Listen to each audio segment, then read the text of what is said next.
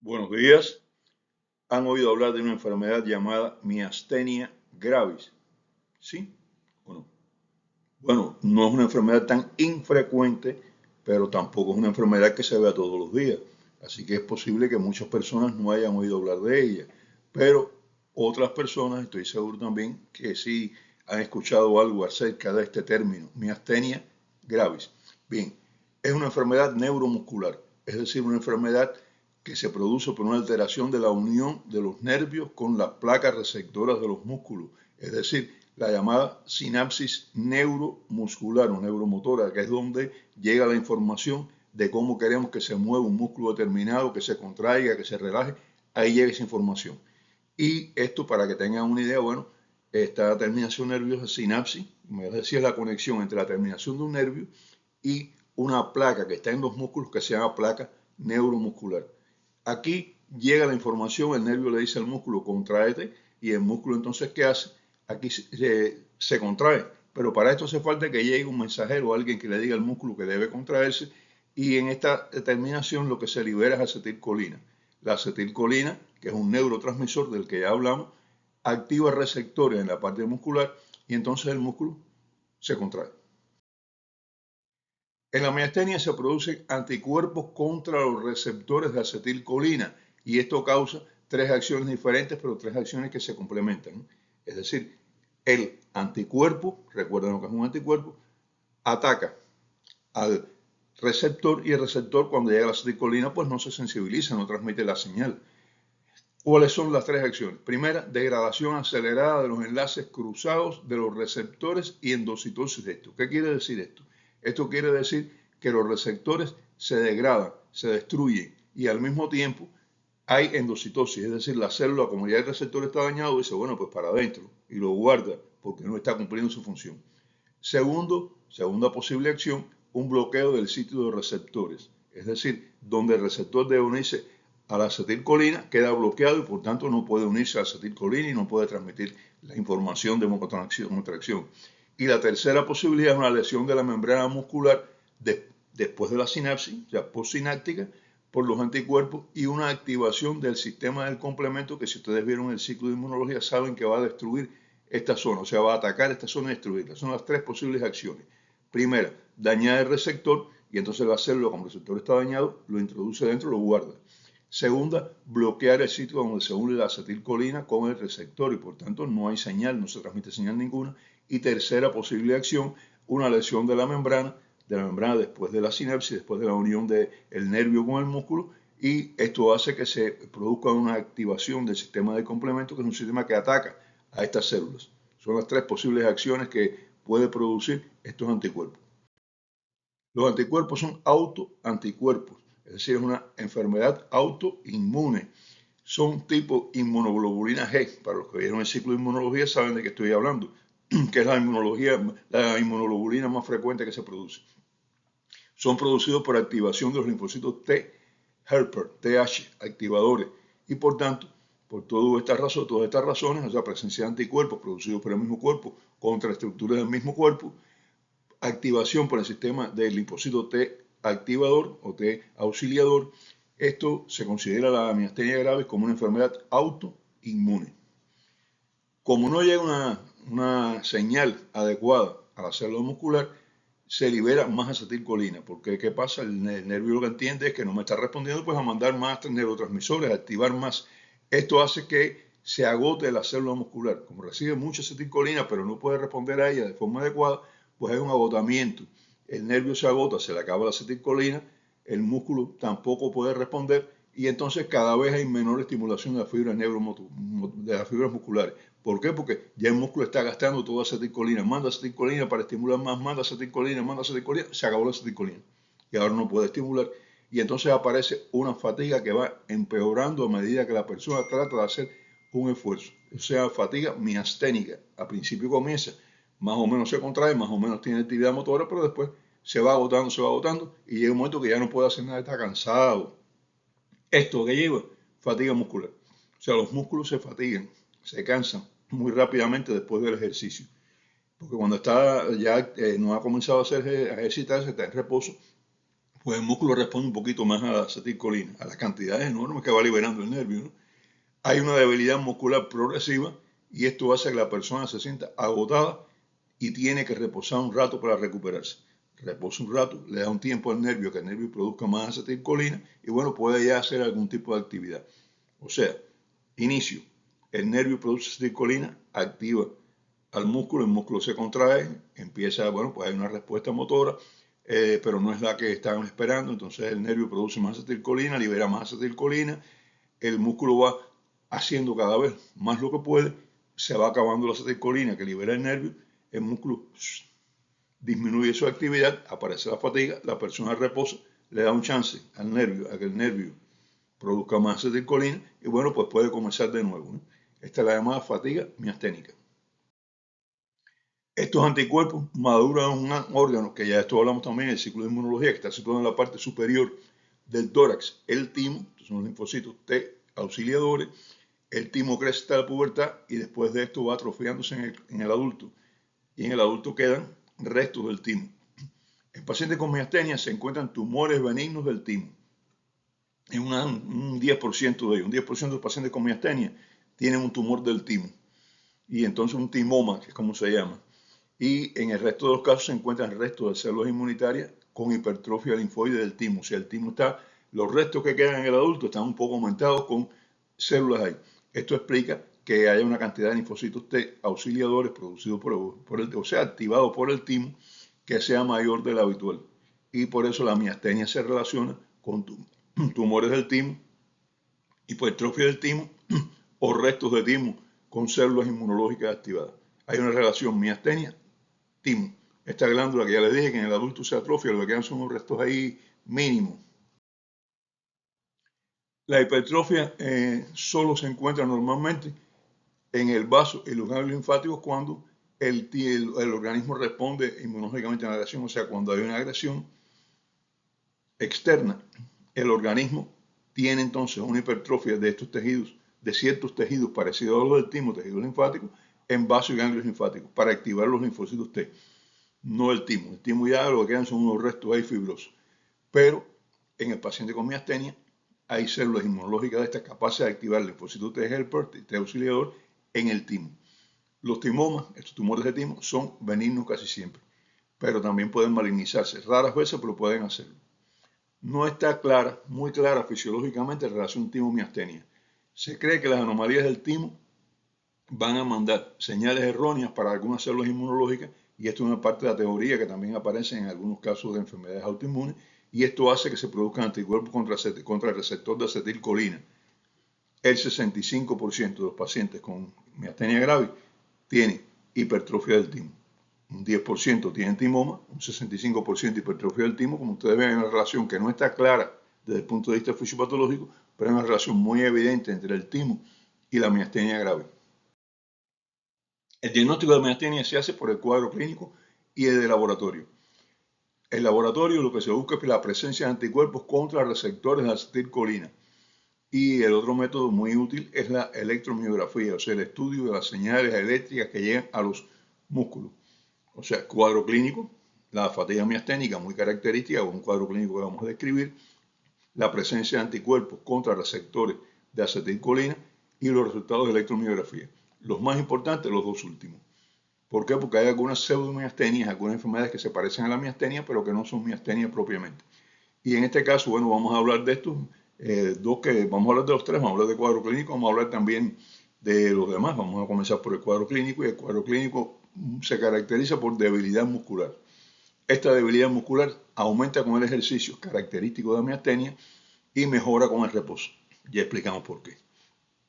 La debilidad dificulta subir escaleras. Es una de las cosas, de los esfuerzos que le cuesta más trabajo al paciente con una miastenia. Subir escaleras no es un esfuerzo fácil, dicen incluso que es uno de los ejercicios más agotadores que existen y muy bueno para mejorar la fuerza de las piernas. Aparece debilidad en las extremidades y los dedos, es lo que más se debilita. Los músculos de la visión, músculos oculares que mueven el ojo, no de la visión, sino del ojo, músculos extrínsecos, que son los que mueven el ojo para un lado y para otro, se afectan precozmente y es una afección bastante severa. Y esto hace también que los párpados caigan. Esto hace que el paciente miasténico, para poder ver cómo los párpados están caídos, tiene que levantar la cabeza. Lo que se llama mirada de astrónomo, está mirando hacia arriba y es muy característica de la miastenia también. Aparece visión doble, porque los músculos no pueden ponerse de acuerdo, los músculos oculares no pueden ponerse de acuerdo para enfocar bien los ojos, entonces los ojos quedan un poquito desenfocados y la persona ve doble. Esto es frecuente también. Y la afectación de los músculos de la cara hace que la expresión facial sea poca. No le sea fácil sonreír, no le es fácil mover los músculos de la cara, la expresión, la mímica facial disminuye considerablemente. Otra cosa, como no pueden coordinar bien la acción de los dos ojos, pues hay cierta divergencia de un ojo a otro. Uno está hacia un lugar y otro un poquito hacia el otro. Puede ser hacia afuera, puede ser hacia adentro, lo que se conoce como estrabismo. Así que el estrabismo es muy frecuente, ¿eh? En los ojos, debilidad de los músculos, caída del párpado, mirada de astrónomo, visión doble y estrabismo. Esos son en la cara, pérdida de la motilidad facial, dificultad para sonreír. El deterioro progresivo va llevando a dificultad para tragar y para respirar. O sea, los músculos de la deglución y los músculos de la respiración cada vez son más débiles también. La voz es débil y característicamente la persona con miastenia comienza con una voz normal y entonces se va debilitando más cuando hablan porque los músculos de la fonación, los músculos del habla, también sufren de lo mismo que habíamos hablado ya para todos los músculos, o sea, de agotamiento. Aparece dificultad para articular las palabras, lo que se conoce como disartria. A la persona le es difícil articular adecuadamente las palabras cuando habla. La prueba, este es un test que se hace desde hace tiempo, del test del bromuro de hidrofonio, del tensilón, que como se llama, se hace inyectando en la vena un poco de este medicamento, una cantidad determinada de este medicamento, y esto hace que el paciente mejore inmediatamente, mejora los síntomas en alrededor del 95% de las personas. Inyecta el tensilón, la persona mejora, ¡ay, qué bien, caramba, qué bien estoy! ¿Y cuál es el mecanismo de acción de este medicamento? Aumenta el acúmulo de acetilcolina en la sinapsis neuromuscular, o sea, aumenta la cantidad de acetilcolina que se queda ahí en la unión del nervio con el músculo y hace que se estimule más el músculo. Los efectos duran 10 minutos y es necesario tener preparada atropina por si aparece disminución de frecuencia cardíaca que puede aparecer con el tensilón, es un síntoma secundario. Puede aparecer disminución de la presión arterial, bastante importante, y pueden aparecer trastornos gastrointestinales. Entonces, cuando se hace el test de bromuro de hidrofonio, del tensilón, se tiene que tener preparado inyección de atropina por si hace falta inyectarla, si aparecen síntomas desagradables. Puede haber hasta un 20% de falsos negativos, o sea, un 20% de los pacientes con miastenia puede que no tengan respuesta al tensilón. Esta prueba es una prueba clásica que se hace desde hace muchos años y que sobre todo en la época que no teníamos electromiografía ni se podían determinar anticuerpos era más útil. El hecho que sea positiva es un indicador importante de miastenia. La electromiografía es muy característica, muestra una disminución de la respuesta motora a estímulos sucesivos, pero no es específica. O sea, cada vez que se estimula el nervio se va agotando y entonces se contrae menos, la respuesta es menor, menor, menor, menor, menor. Pero ¿qué quiere decir esto? Que esto puede aparecer en otras enfermedades. Por eso no se considera específica, pero es un dato más a tener en cuenta. Y la detección de anticuerpos contra el receptor de acetilcolina es positiva entre el 75 y el 85% de los pacientes. Y entre un 10 y un 50% de los casos presentan anticuerpos contra una enzima, la quinasa muscular específica, que también es muy característico de la miastenia. Como ustedes ven, hay casos de miastenia que no tienen todas las características. Por eso es importante hacer la mayor cantidad de pruebas posible. La tomografía axial computarizada del tórax nos va a mostrar presencia de timomas en un 10% de los casos, como ya habíamos dicho, y puede mostrar algún aumento de los restos en otros casos también. La prueba más fiel, detección de anticuerpos contra receptores de acetilcolina, es la más fidedigna, pero ya dijimos también que hay algunos falsos negativos, es decir, hay casos donde no aparecen estos anticuerpos y si tienen una miastenia. Con los tratamientos actuales, el pronóstico de la miastenia ha mejorado mucho. La miastenia antes tenía un pronóstico bastante severo. Actualmente con los tratamientos han mejorado considerablemente y casi todos los casos pueden tener una vida normal, salvo siempre hay alguna excepción, ¿no? Pero la mayor parte de los casos tienen una vida normal. El tratamiento tiene dos aspectos a tener en cuenta. Primero de ellos, el uso de fármacos anticolinesteráticos que inhiben la enzima que degrada la acetilcolina, que es la colinesterasa, acetilcolinesterasa. Entonces utilizamos medicamentos que van a inhibir esta enzima y hacen que la vida media de la acetilcolina liberada en la unión del músculo con el nervio sea mucho mayor y el estímulo, por tanto, mucho mayor también. Esto hace que el neurotransmisor se mantenga mucho tiempo y aumenta la estimulación de los receptores, de los que queden ahí, porque algunos receptores han sido destruidos, otros han sido bloqueados, pero siempre queda algún receptor. Y entonces, como aumentamos la cantidad de acetilcolina presente, estimula más los receptores que quedan funcionando. ¿Cuál es el más utilizado? Es la piridostigmina. Ese recuerdo de hace muchísimos años utilizado. Pero todos los demás también tienen efectividad, son efectivos. Un grupo grande de medicamentos que son efectivos. La piridostigmina. Tengo que hacerlo así porque es un nombre un poquito complicado, casi un trabalengua. Se administra por vía oral, por la boca. Comienza a actuar en 15 a 30 minutos después y su acción dura de 3 a 4 horas. Por eso tiene que administrarse de 3 a 5 veces al día, depende de la actividad de la persona. Algunas formas tienen acción prolongada, pero tienen absorción variable. Y por eso se recomienda utilizarla solo por la noche. Si usted le administra las fórmulas que son de acción corta por el día, 3, 4 veces por la noche, cuando la persona está durmiendo, le puede dar la de acción prolongada, que esa tiene un poquito más de duración, pero no es tan efectiva. Pero como la persona está durmiendo, lo que necesita es garantizar los músculos respiratorios. Otra variante de tratamiento que la vi utilizar hace muchos años es la extirpación quirúrgica del timo o de los restos. Ha mostrado resultados favorables. Se indica en casos de timoma y en pacientes con miastenia generalizada grave entre la pubertad y los 55 años, porque hay formas benignas de miastenia, pero cuando el paciente tiene una forma grave ya, con parálisis de músculo respiratorio, con dificultades para respirar, con complicaciones serias, y tiene entre los 18 y 55 años, porque antes de los 18 o 20 años, pues todavía quedan normalmente restos de timo, pues entonces estas personas se le opera aunque no tengan un timoma. Se le extirpa toda esa área, los restos que quedan de timo, porque ahí hay algunas células inmunológicas que pueden estar activando linfocitos, activadores del sistema inmune contra receptores de acetilcolina, como ya habíamos hablado, y entonces se extirpan. Vi operado varios pacientes y con buenos resultados, todos los que vi tuvieron buenos resultados. Tercera modalidad de tratamiento, uso de medicamentos que deprimen la inmunidad. Glucocorticoides y azatioprina son los que más se utilizan. ¿Cuándo? ¿Cuál medicamento? ¿Y cómo utilizarlo? ¿Solos o combinados con otros medicamentos como los que habíamos hablado, piridostigmina, etc.? Eso lo determina el médico de asistencia.